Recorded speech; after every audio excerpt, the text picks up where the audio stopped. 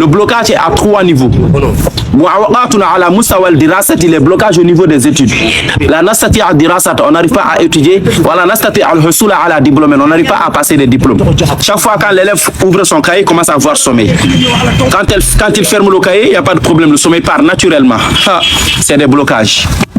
Quand on est en classe, on commence à somnoler. Mais quand on sort de la classe, il n'y a pas de problème. Le sommeil il va partir. Ça, c'est la sorcellerie qui fait cela, les blocages qui font cela, les blocages d'études.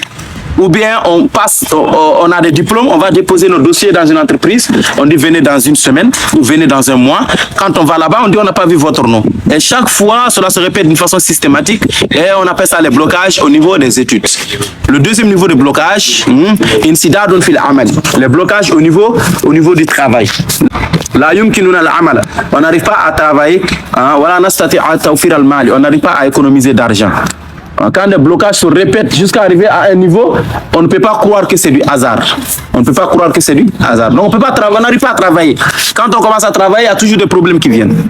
Ou quand on commence à travailler, on commence à rencontrer des difficultés envers ceux avec lesquels on travaille. Chaque fois, c'est la même chose.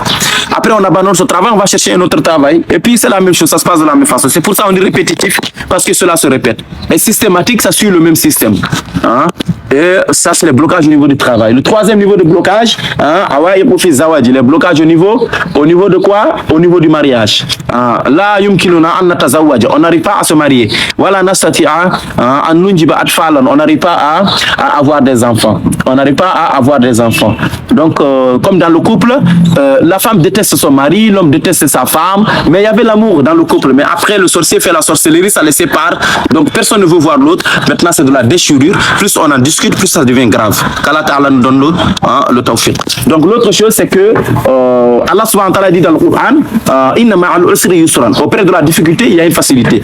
Mais quelqu'un qui est touché par la sorcellerie, après la difficulté, c'est une autre difficulté, après une autre difficulté. Après, la personne s'assoit et elle ne peut pas croire que c'est du hasard. Parce que c'est comme une force mystique qui empêche la personne d'évoluer dans sa vie. Et c'est ça la sorcellerie par définition. C'est une force invisible qui vous empêche d'évoluer dans votre vie. Et ça, c'est la définition de la sorcellerie.